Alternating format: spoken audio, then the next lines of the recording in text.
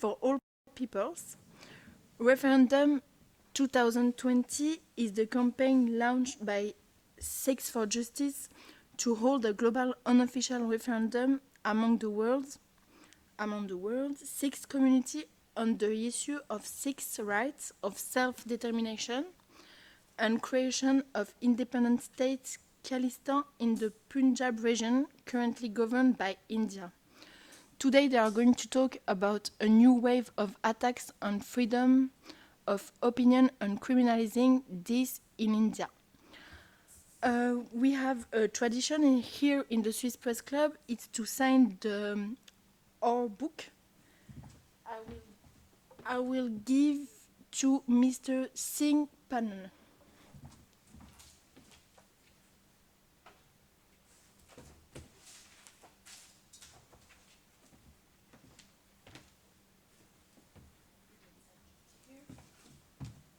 And we have a present for you, Miss Taran and Mr.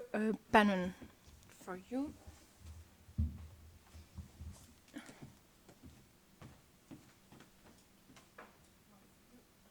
you. You're welcome. I let us sign, and I will give you the floor to Mr. Singh Panon.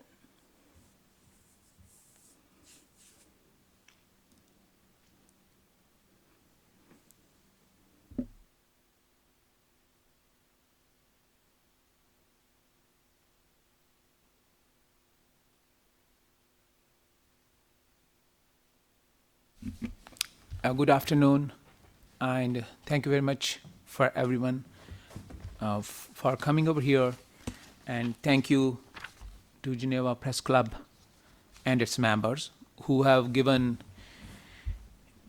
a chance to the Sikh community, to Sikhs for Justice, and to all the justice and peace-loving human beings to expose the truth, to expose a country which claims itself to be the biggest democracy in the world, headed by Narendra Modi right now, a group, a party, a leader who was banned by the European countries, who was banned by the Canadian government, who was banned by the United States for his role in the massacre of the Muslim community in 2002. He's a gross human rights violator belonging to an organization which is close to be considered as a terrorist organization by the Western world, that is RSS. And since Modi came into power in 2014, the persecution of the religious minorities, Sikhs, Muslims, and the Christians have increased more than 500%. Just in this year, the violence against the Christians, the burning of churches, the attacks on the pastors have increased 58% just in these 2 months. What we are here for is a very important and pressing issue about violence against the women, the culture of the rape that has been promoted and protected by the BJP and the RSS under the leadership of Modi, under the leadership of RSS Chief Mohan Bhagwat, and Chief Minister Yogi from Uttar Pradesh. And we have with us today a British Sikh female rapper, Taran Kaur, who is facing a sedition charges by the Modi government just for a social media post criticizing the Modi government, criticizing the RSS, and standing for the rights of the women. That was the first post. And another post, she just had a t-shirt of the referendum 2020, which is a campaign to liberate the Indian held Punjab. She was wearing a t-shirt and she started receiving rape threats and the death threats. So that is the state of affairs as of today in India, the biggest democracy as it calls itself. And now I will ask Ms. Tharankhor to explain in detail what she's been going through for the last 6 weeks for criticizing a government which is in total control of the law and order, as they say it. We have seen the persecution of minorities, and we have seen a total rule as it reminds us what happened in the Nazi Germany. Thank you. Good afternoon.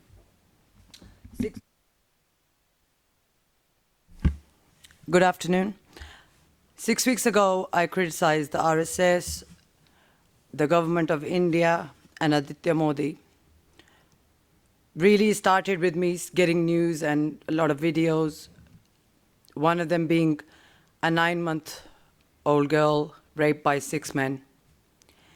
And nobody was speaking because everything is theirs, their own. The army, the police, everything. Digital net, the media. No one was talking about it. And I got fans and kids, you know, kind of begging me that, ma'am, you're the one who should say something, you can say something. And I just couldn't take the crying anymore. So I posted loads of posts. I kept posting, they kept threatening me. They charged me. I got calls from MLAs and ministers that if I will never be able to go on stage ever again. If I ever perform, they're gonna kill me. They've described in detail, after I wore the referendum t-shirt, it's got worse because now they're explaining exactly the things they're gonna do to me in detail about the rapes, what they're gonna stick inside of me, connecting to like the rape case that happened in Delhi a few years back. So it's quite detailed threats. I don't know if I can mention what they're saying. Yes, sure. One of the threats was, well, I've got millions of them. One of them I've received, like taken out and kept the screenshot, which was, we're gonna stick an iron rod inside your vagina and rip it right to the top.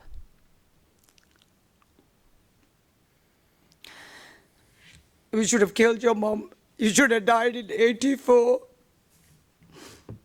And you got away in 84. Good thing your father died. And they're taking pictures of my mom and posting them everywhere. And now they're threatening me with rape and stuff. I've been pretty strong. But now they're threatening me in UK and that they're gonna get to my family. And I've already had, they're not even hiding, they're writing in my comments. These are not DMs, they're in my comments. And they're warning me that on the 15th of August, they're gonna rape me inside a Sikh temple, just to set an example, and they're gonna harm my family. So I'm here requesting for help. That's it. I would like to explain more. Sorry, I didn't want to cry. It's okay. No, we'll take it over. With all the threats that were coming, we as a human rights group, we filed a complaint with the UN rapporteurs, violence against women and freedom of expression. Excuse me. And we had a hearing with them, with the rapporteurs, the officials of the UN rapporteurs, and we have explained in detail with documentation and with the evidence what the Indian leaders under the RSS and the Modi regime, how one of them is a member of parliament who is threatening Tharankhor with the rape and death threats. He's a member of parliament of the India and belonging to BJP, how they would rape her and how they would kill. So we presented the evidence today, and they have given us surety they will look into this matter. But having said that, somebody has to stand up against that regime. because if we do not speak for her, and if she does not speak for the other women who are being raped, Daily. she is one of the luckiest who survived, and since she was in the UK. Had she been in India, we can all remember what happens to the women in India. In 2012, excuse me, one of the women was raped in Delhi in broad daylight in their bus, which was a government-owned bus in Delhi. How she was raped by 6 men and she died. We all know about that. And the incident she's talking about is a 9-month-old baby being raped by 6 men. Last week there was an American woman who happened to be Miss California and was running an NGO. She went back to India a few years back and was sexually assaulted by one of the top-ranking political leaders backed by, again, BJP. She fought the case even though she got the conviction, and they let the ones who sexually assaulted, they put them on the bail and they are out there. So she is screaming on top of her voice that this happened to her, and this is the state of affairs of the woman in India. So we are here through Geneva Press Club, to through add to that, journalists. they've released everybody from 1984 who were the guys who set everybody on fire, the murderers and the arsonists. They've released everybody last week Yeah. to set an example. Yeah. So I would also ask our activist from London who came with Dharancore, Dupinderjit Singh, to explain, I would request him to explain in our language, because I'm sure this press conference is being watched by our Sikh community also. So please, if you can explain it, I would appreciate. Waheguru ji ਕਾ ਖਾਲਸਾ ਵਾਹਿਗੁਰੂ ਜੀ ਕੀ ਫਤਿਹ. I want to go through everything. Now you have seen the real face of the India. It's not threat calls. They are not the ordinary people. The most of them are in Indian government. They are officials. They are elected members of the parliament. So if it is happening with a celebrity in India, now you can imagine what would they do with the ordinary people in India. So the women are, especially the women in India, they are not safe there. The most of the criminal type of the people are in the Modi government. I'm sure you have read them all in the newspapers. And ਜਿਹੜੇ ਮੇਰੇ ਪੰਜਾਬੀ ਭੈਣ ਭਰਾ ਵੀ ਆ, ਮੈਂ ਉਹਨਾਂ ਨੂੰ ਵੀ ਇਹੀ ਕਹਿਣਾ ਚਾਹੁੰਦਾ ਕਿ ਅੱਜ ਅਸੀਂ ਜਨੀਵਾ ਪ੍ਰੈਸ ਕਲੱਬ ਦੇ ਵਿੱਚ ਇੱਥੇ ਆਏ ਹਾਂ, ਤਰਨ ਕੌਰ ਉਰਫ ਹਾਰਡਕੋਰ। ਸੋ ਜੋ ਕੁਛ ਇਹਨਾਂ ਨਾਲ ਹੋਇਆ ਆ, ਜੋ ਕੁਛ RSS ਜਾਂ ਉੱਥੋਂ ਦੀ ਗਵਰਨਮੈਂਟ ਨੇ ਜਾਂ ਉਹਨਾਂ ਦੇ ਬੰਦਿਆਂ ਨੇ ਜੋ ਇਹਨਾਂ ਨੂੰ ਧਮਕੀਆਂ ਦਿੱਤੀਆਂ, ਅੱਜ ਅਸੀਂ ਉਹਦੀ ਕੰਪਲੇਂਟ ਜਿਹੜੀ ਆ ਉਹ ਫਾਈਲ ਕੀਤੀ ਜਨੀਵਾ ਇੱਥੇ। ਅੱਜ ਅਸੀਂ ਉੱਥੋਂ ਆਏ ਹਾਂ ਹੀਅਰਿੰਗ ਤੋਂ, ਅਤੇ ਇੱਥੇ ਪ੍ਰੈਸ ਕਲੱਬ ਦੇ ਵਿੱਚ ਅਸੀਂ ਇਹ ਸਾਰੀ ਪ੍ਰੈਸ ਦੇ ਸਾਹਮਣੇ ਇਹ ਦੱਸਣਾ ਚਾਹੁੰਦੇ ਹਾਂ ਕਿ ਜੋ ਕੁਛ ਵੀ ਇਹਦੇ ਨਾਲ ਹੋਇਆ ਅਸੀਂ ਚਾਹੁੰਦੇ ਹਾਂ ਕਿ ਸਾਰੀ ਦੁਨੀਆ ਦੇ ਵਿੱਚ ਜਾਵੇ, ਅਤੇ ਔਰ ਇੰਡੀਆ ਦਾ ਜਿਹੜਾ ਇਹ ਚਿਹਰਾ ਆ ਇਹਦਾ ਝੂਠੀ ਡੈਮੋਕ੍ਰੇਸੀ ਦਾ, ਉਹ ਸਾਰੀ ਦੁਨੀਆ ਦੇ ਵਿੱਚ ਨੰਗਾ ਹੋਣਾ ਚਾਹੀਦਾ। ਤਕਰੀਬਨ ਅਸੀਂ ਆਲਰੇਡੀ ਲਾਈਵ ਕਰਕੇ ਦੋ ਤਿੰਨ ਵਾਰ ਤੁਹਾਨੂੰ ਦਿਖਾਇਆ। ਮੈਨੂੰ ਲੱਗਦਾ ਜ਼ਿਆਦਾ ਜਾਣ ਦੀ ਲੋੜ ਨਹੀਂ, ਪਰ ਜਿੰਨੇ ਵੀ ਸਾਡੇ ਪੰਜਾਬੀ ਭੈਣ ਭਰਾ ਜਾਂ ਇੰਡੀਅਨਸ ਜਿਹੜੇ ਦੇਖਦੇ ਨੇ, ਪੰਜਾਬੀ ਵੀ ਅਤੇ ਇੰਡੀਅਨਸ ਵੀ, ਉਹਨਾਂ ਨੂੰ ਵੀ ਇਹ ਦੇਖ ਲੈਣਾ ਚਾਹੀਦਾ ਕਿ ਇਹ ਆਵਾਜ਼ ਜਿਹੜੀ ਤੁਸੀਂ ਤਰਨ ਕੌਰ ਦੀ ਦਬਾਉਣ ਦੀ ਕੋਸ਼ਿਸ਼ ਕਰ ਰਹੇ ਹੋ ਕਿ ਧਮਕੀਆਂ ਦੇ ਨਾਲ ਇਹ ਚੁੱਪ ਕਰ ਜਾਏ, ਚੁੱਪ ਨਹੀਂ ਕਰੇਗੀ। ਇਹ ਇੰਟਰਨੈਸ਼ਨਲ ਸਾਰੇ ਜਿੰਨੇ ਵੀ ਮੰਚ ਨੇ ਇਹ ਉੱਥੇ ਜਾਏਗੀ। ਜਿਹੜਾ ਇੰਡੀਆ ਦਾ ਰੀਅਲ ਫੇਸ ਆ ਉਹ ਅਸੀਂ ਐਕਸਪੋਜ਼ ਕਰਾਂਗੇ। ਵਾਹਿਗੁਰੂ ਜੀ ਕਾ ਖਾਲਸਾ, ਵਾਹਿਗੁਰੂ ਜੀ ਕੀ ਫਤਿਹ। And I also want to add that the Indian government's filing of sedition charges against Dharan Kaur has left her without her property, because she was working as a top-ranking rapper in the Indian industry that is called Bollywood. She has lost all her savings. She has lost her property. And the only reason she is facing rape and death threats is because of her criticism of this government, of this Modi regime, who happen to be a known human rights violator. The world knows it. It is not that the European world or the Swiss government or the European Union or the North American US or the Canadian government does not know. So now the question comes to the word community. How is it okay to be a human rights violator? How is it okay to be protector and shielding the rapist and doing the violence against women, and then be the head of a state, and then we welcome them? How is it okay? Are we, the word community has become a business that since India has a 1 billion people and is an open economy, so for the reasons of doing business, are we going to overlook the human rights violations that is happening, the genocidal violence that is happening today in the Kashmir region, where they have declared an open war against the Kashmiri Muslims? More than 700,000 Indian armies occupying that particular place. And again, there in the last 5 days, you can look into an Indian general, Indian Army general, his name is K.S. Dhillon, stating an open threat to the mothers of Kashmiris that they will kill anyone who is going to come outside on the road against the government of India. So that is an open threat to the Kashmiri Muslims and to the women.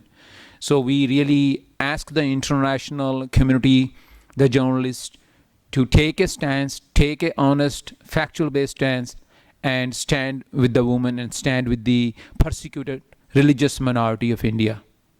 Thank you.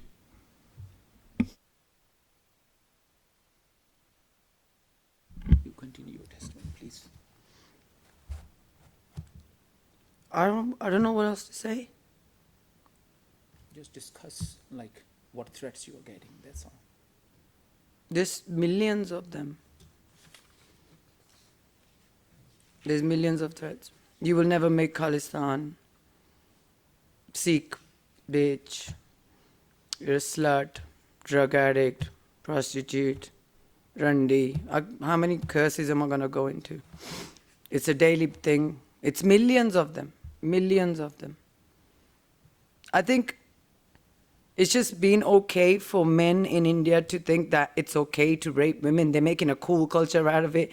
They're showing off about it. And it's all because the Prime Minister's allowing it. They've changed the school policies. They've changed history so many times. They're calling our gurus terrorists. He's changing history.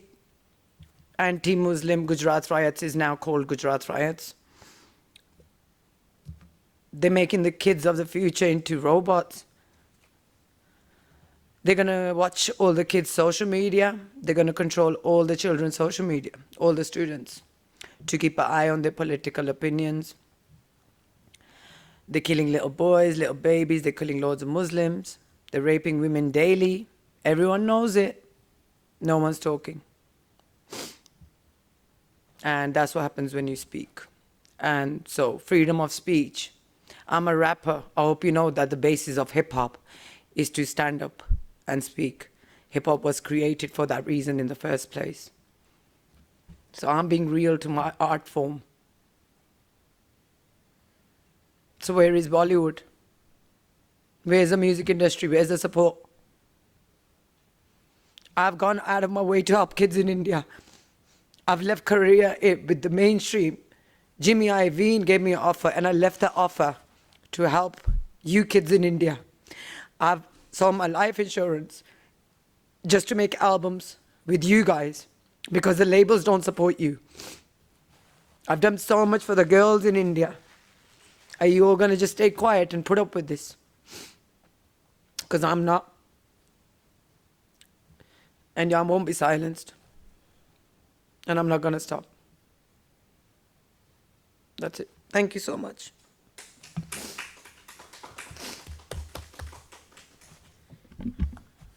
Thank you, Taran. Just in the end, I just want to once again thank you all for giving us this opportunity to present the facts and what is happening.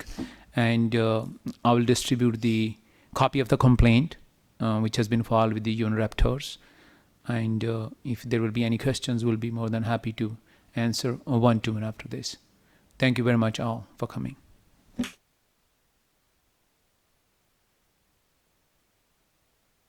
Think of all this? I don't know what they all think of this, but I know that no woman wants to go through this. I feel they're all just scared and they're going along with it. I don't think maybe some of the women might. I've seen posts by women saying that Hindu men should go and rape all their Muslim sisters, we should rape all the Muslim girls, we should rape the Sikh girls. So this is women posting this stuff, which are Hindu women, from the RSS members. So it's not all the women in India, but I don't think any woman wants that for another woman, but they are posting things like that. So I can't speak for them.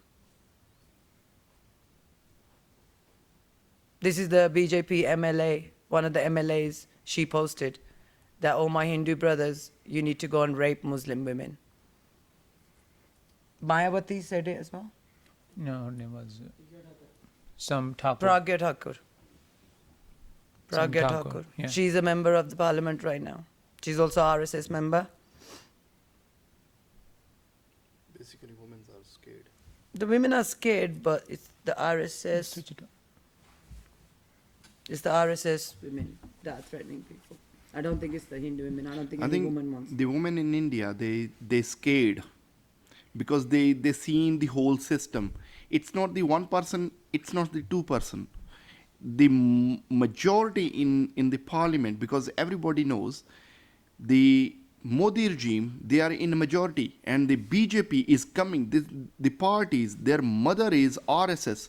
They are coming from a fundamentalist party. They are in a vast majority in the Indian government.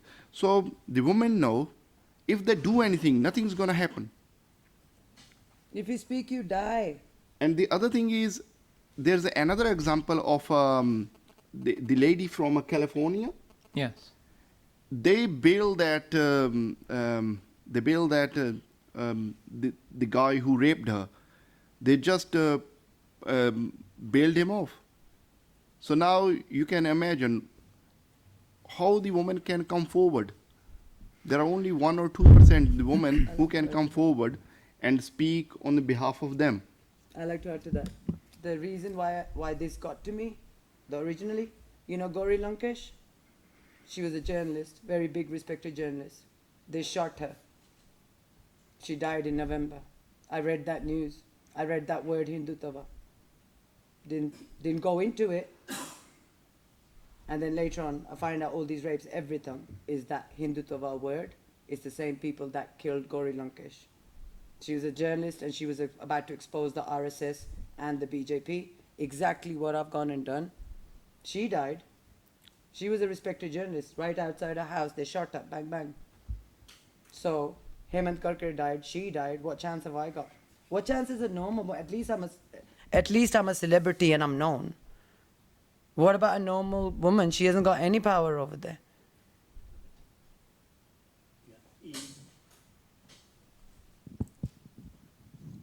In theory, not in practice, women can still speak out or express their opinion on the day of voting on ballot. And apparently, this too will not work. On election day, Yeah. women could vote next time Yeah. for another party. Yeah. But apparently, it's not going to happen. They're not letting women. Women don't have any rights. See, Have the right I will to add, vote. I will add something. I can go back only till 1984, since we know the political situation. I'm sure all of us know that the Indian Army attacked the Golden Temple in June 1984. Indira Gandhi was assassinated by her bodyguards. And what happened between November 1st and November 3rd? 30,000 Sikhs were necklaced and butchered to death throughout India. There is only one widow colony in the whole world, and that is being done by the Indian government, and the widow colony is in the capital of India, Delhi.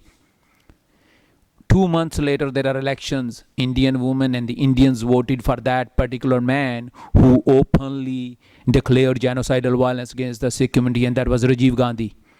It's not the political parties that are also responsible. This is the Indian system that is persecuting the religious minorities, whether it's a Sikh, whether it's a Christian, whether it's a Muslims. It's a brainwash of 72 years. It's a brainwash of we can do what we want. Everyone is so used to that lifestyle. Everybody in India is so used to just putting up with stuff. Don't speak or you'll die or you'll get raped. So everybody's so brainwashed into it that it's like if you can't win them, join them attitude. That's what I feel.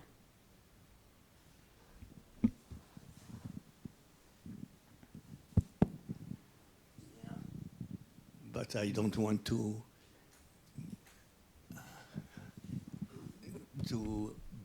become one more speaker today. That I'm just asking question. Yes, sir. I don't know if I may still. I think it's the brainwash, really. Now, please Okay. ask I think the it's the questions. fear. Yeah, you should ask. If I got it right, because I have bad hearing and poor English, you said that labels do not support you. I understand Indian labels, you mean the art? Yeah, if I don't talk about alcohol and partying, so then they don't.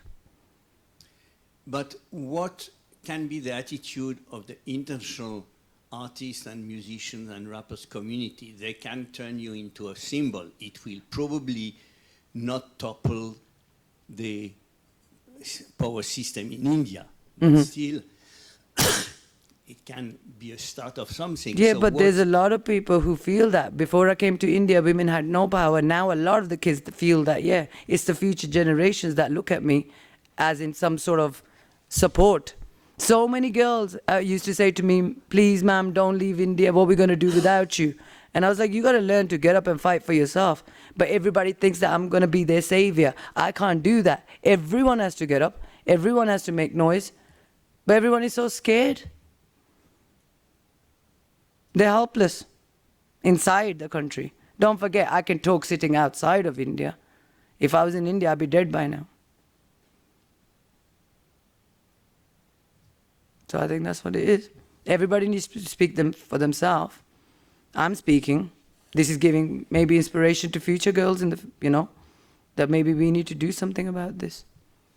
But if not even one person's going to speak, then no one's going to speak. Someone has to speak, right?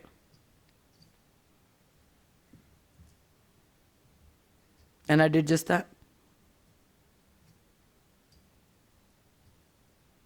I was living a nice life. No matter what happened in '84, I turned negative into positive. I'm a law-abiding citizen. I do everything right. I try to live, a decent life, a good human being, help people. So why drag me back up there? Maybe I will ask my last question. Your campaign, your case is very well documented here. We get more than enough information, and to some extent the world knows part of the situation. I don't think that most people in the West know very much about India and Modi's, but when they hear about it, then they know that there is a problem in this sense. But still, if I understand correctly, even if the New York Times or CNN would make of it a major case every day for 10 years, it would probably not change the situation in India. I think it will, because they've been hiding it from the world. They don't like the world to know. What's happened with me is the exposing has gone worldwide. So it's really in your face. People are talking about it. People are discussing it. That's why they want me finished. That's why they want me dead. They've taken Ravish Kumar, one of our main reporters, off TV. So I'm the only one left now to get rid of. But don't you fear that even if the whole world would turn against the present system in India, the present, let's say, power structure, it would, on the contrary, boost the popular support for the current government? No. And we need to name and shame them. We need to show the world this is what they're doing and do something about it. That's why I'm here for help. These weren't just questions. I am Yes, not sir, I understand. asserting anything, but Modi was elected, became prime Because minister of the people. to a large extent because of the slaughter in Gujarat. Yeah. Yeah, that was a test. If you do this, we'll make you prime minister. So I don't think it's the voting that makes you prime minister in India, because you force people to vote. You pay people to vote. That's not real voting. That was EVM machines. Why don't they do ballots? Why did they do an EVM machine? That's a whole next problem. People aren't voting for who they want to vote for. They're pressing one button and another ticket's coming out. The whole system is faulty. The whole system is corrupted. What is your best hope today, in general, and as far as the reaction of the media is concerned? Because I don't want to live there. We Sikhs don't want to live there. We don't want to be a part of the land. We want our land, which is deserved. It's not something we are like asking for. It is ours. It's been taken away from us. Since 1947, we don't have any freedom. We don't feel freedom. We want our own lands to where we can live peacefully. We don't want to be connected to a Sikh country like that then. If they're not going to get rid of him, if they're not going to do justice, if they're not going to get rid of the whole of these people, the bad people, then just keep them in it. Then we want our own land anyway. We don't want to put up with it. There's two different situations here. One is the freedom of speech and the violence against women. And the biggest problem they have with me now is because I wore the referendum T-shirt. I wore a T-shirt and I danced. And that's a reason for me to get raped. So what's going to happen to a woman if she's in India? This is all fear. You know everything in the world happens up because of fear. 84 is the most recent, biggest genocide of the world after Hitler, right? This is like the second biggest genocide it was. Why is it not recognized? Why is it not made a big deal of? Why are they not punished yet? Like what, 100 years? 900 years almost, but 72 since the independence. What independence? Where's the independence? Where's the freedom? I can't sit and watch. I got to do something. So here I am. What more can we do? You want to wait till they kill me or rape me? Because apparently you got to wait for things to happen, don't you? I don't want to get raped. I don't want to die. What about that? Why does it have to be that way? I'm just speaking. I don't want to die. Why? I have a right to live a happy, good life. Every human being has a right to live peacefully. This is a joke. Who do you think they are, God? They removed ovaries from 4,600 women in the last 3 years without permission, so their parents won't come, so they can make them work longer in the sugarcane field. They're removing women's ovaries. Like, well, you're messing with God. This is the most I can do, is request for help. That's it. Can't do more than that. It's a responsibility of every single human being to speak and to stand with the truth and for humanity. And one more thing, in India, they have created so many cyber cafes, not cafes, cyber cells. They work for the government. There are 400-500 people work in a cyber cell. What they do is they tackle the whole social media.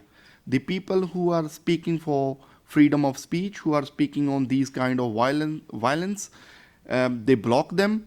And a recent example of Sikhs for Justice, they have blocked most of our Twitter accounts because so they block our Twitter accounts. Sometimes they block our Facebook IDs that we are speaking against these kind of violence. So it's not only her. There are so many examples like a Karkare, Gauri Lankesh, There are so many other journalists. They have been. Hemant tortured Karkare or- was a Hindu. Yes. So why did they kill him? Because he was about to expose everything. He was a Hindu. Why did they kill him? Why did they kill Gauri Lankesh? He wasn't a Sikh. So why is it extra problem? This is a political matter and they're trying to stick religion into it. So it's not only the BJP government, it's the whole system. The whole system is. They working know. on that. Why don't they open 84? Because if you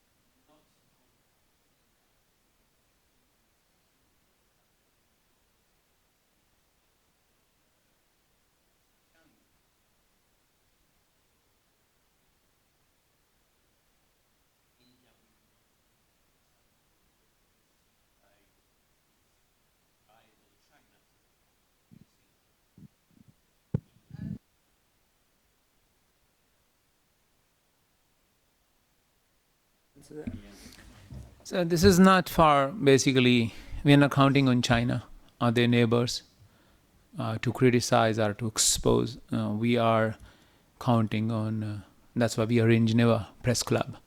We are counting on the countries who stand for human rights. We are counting on the countries who prosecute human rights violators. We are counting on the European Union. We are counting on the United States and the Canadian government. And we will pursue this matter of Tharan Court. This is not going to end just because they're issuing her threats and she's going to go home. It's not going to. This has to end one way, and that will be the liberation of the Indian-held Punjab. We need to create that as a separate Sikh homeland, as it was in 1849.